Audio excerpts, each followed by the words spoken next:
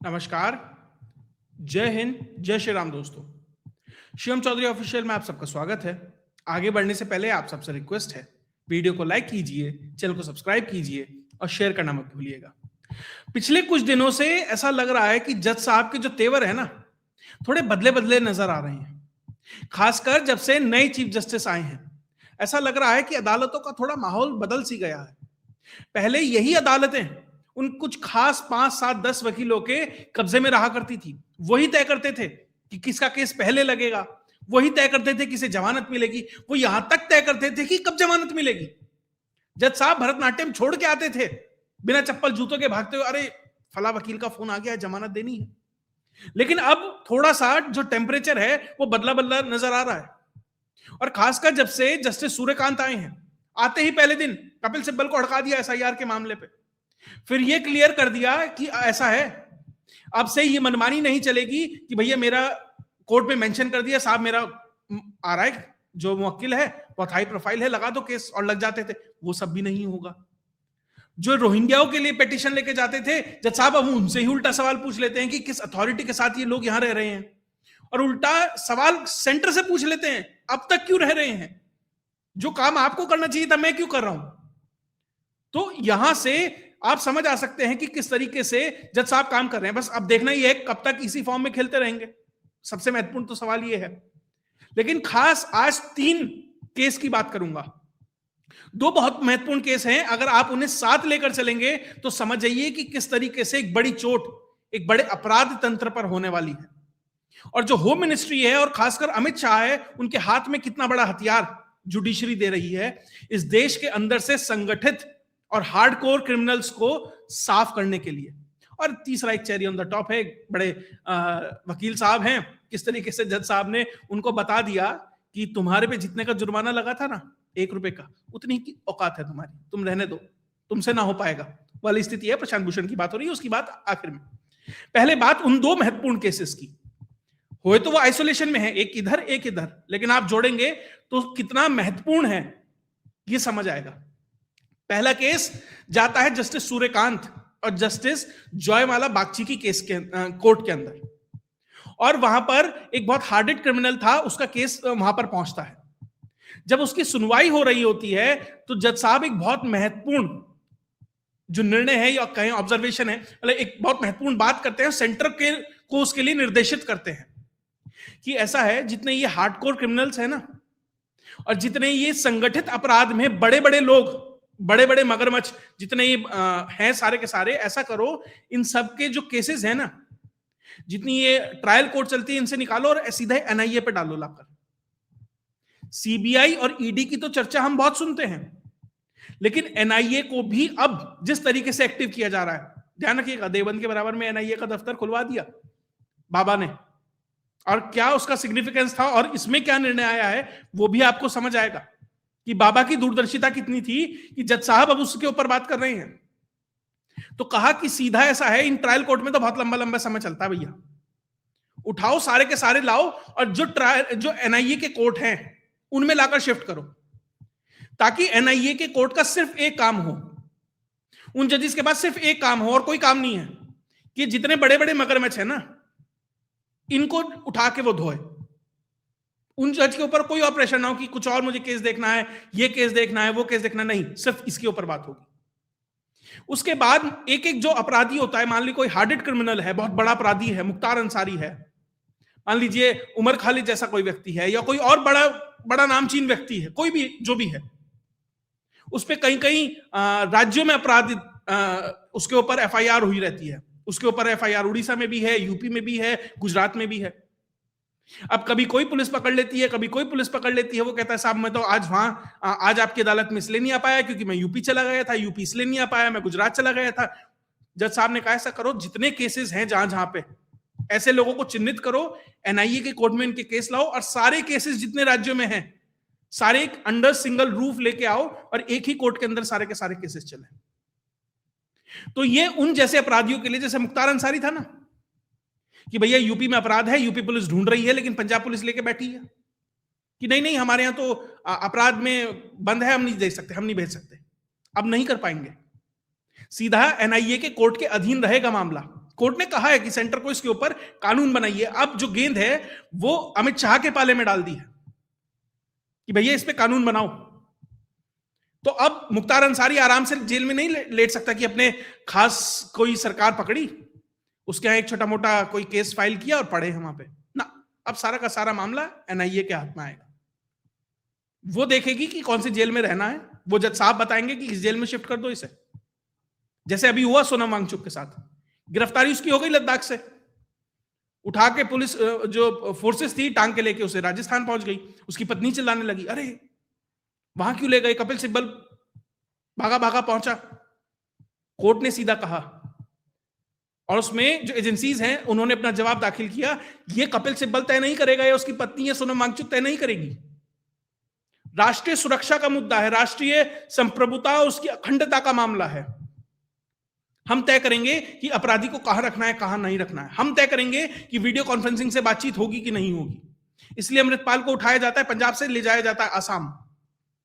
शर्जिल इमाम हो, उमर खालिद हो, ये एजेंसीज तय करेंगी उन्हें कहां रखना है। कोर्ट ने कहा बिल्कुल ठीक, कोई दिक्कत नहीं है, जहां चाहो वहां रखो। उसके बाद डेली हियरिंग होनी चाहिए। एनआईए की कोर्ट आपने बना दी, लेकिन हियरिंग होगी रोजाना, बड़े से बड़ा अपराधी हो, ताकि जल्दी से जल्दी कार्यक्रम निपटाया जा सके। इसके लिए कानून में अब आपको वो तैयारियां करनी है कि लंबा नहीं खींचना चाहिए कि एनआईए कोर्ट भी बना दी, वो नहीं होना चाहिए ना। हर लूप होल को आपको भरना है। अब सेंटर के ऊपर है कितने दिन में कानून आता है, लेकिन कोर्ट रास्ता तैयार कर रही है। जो अभी तक जो कोर्ट एक तरीके से ऑब्स्टिकल थी, जो अभी तक रुकावट थी, वो सरकार के लिए रास्ता साफ कर रही है कि तुम करो। अब गेंद सरकार के पाले में है, वो कितनी देर लेती है, कितनी देर लगाती है। अभी अमित शाह के हाथ में है, ब्रह्मास्त्र पकड़ा दिया हाथ में, अब चलाना नहीं चलाना ये उनके ऊपर डिपेंड है। उसके बाद कोर्ट ने यह कहा कि हर राज्य के अंदर एनआईए कोर्ट होनी चाहिए। अभी आप उत्तर प्रदेश में देख लीजिए, एक हाई कोर्ट की 2 बेंचेस हैं, लखनऊ और इलाहाबाद। उसके लिए पश्चिम उत्तर प्रदेश में कितना बड़ा हंगामा चल रहा है। आज तो बल्कि पूरा पश्चिम उत्तर प्रदेश बंद था, 22 जिले बंद थे। क्यों? अदालत इतनी दूर है। पश्चिम उत्तर प्रदेश के एक आदमी के लिए उत्तर प्रदेश की हाई कोर्ट दूर है, उत्तराखंड की पास है, दिल्ली की पास है, पंजाब की पास है, हिमाचल ये माफ कीजिएगा हरियाणा की पास है, लेकिन उसके लिए यूपी की दूर है। तो यही हाल एनआईए के कोर्ट का ना हो जाए कि भैया एक बना दी कोर्ट दिल्ली के अंदर, या कहीं 4 कोर्ट बना दी, दिल्ली, मुंबई, चेन्नई और कलकत्ता, और वो उसका बस आने जाने में ही कार्यक्रम निपट गया ना।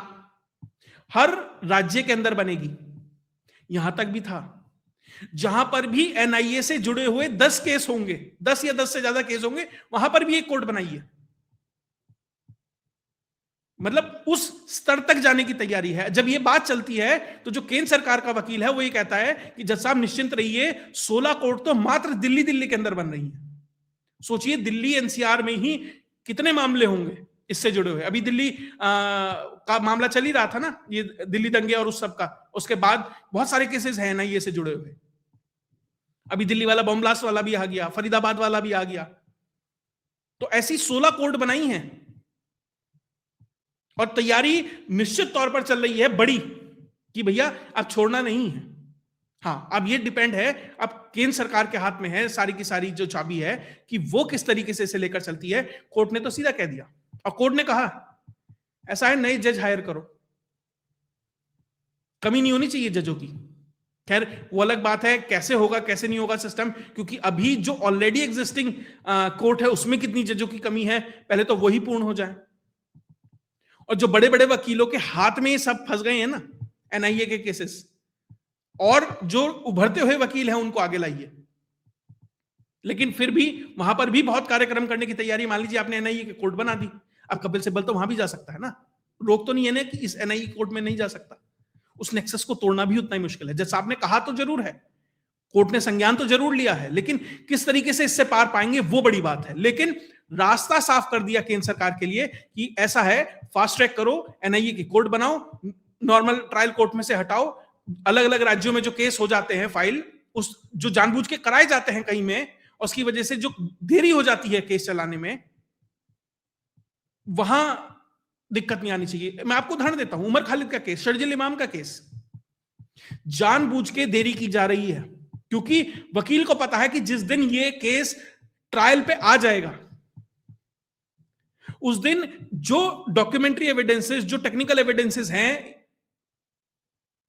एजेंसीज के पास में, ट्रायल आने के बाद इनके लिए ज्यादा स्कोप बचेगा नहीं, जानबूझ के डिले किया जा रहा है। और उसके बाद वही वकील कोर्ट में जाके कहते हैं कि वो ऐसा है, डिले हो रहा है, मामला बहुत डिले हो गया है, तो इन्हें जमानत दे दो। देखो एजेंसीज फाइल नहीं कर रही हैं, ये नहीं हो रहा है, वो नहीं हो रहा है, एजेंसीज काम नहीं कर रही हैं, तो आप इन्हें जमानत दे दो। यही प्रयास है। इसलिए कहा जा रहा है कि जो भी इस तरह की टेक्टिक्स इस्तेमाल की जा रही है सब हटाओ और एक सिंगल विंडो सिस्टम लाओ और फास्ट ट्रैक करो, काम निपटाओ। ये केस नंबर 1। अब केस नंबर 2, यहां पर भी सुप्रीम कोर्ट का ही एक फैसला आया है जिसमें जस्टिस संजय करोल और जस्टिस एन कोटेश्वर, इन्होंने एक फैसला दिया है।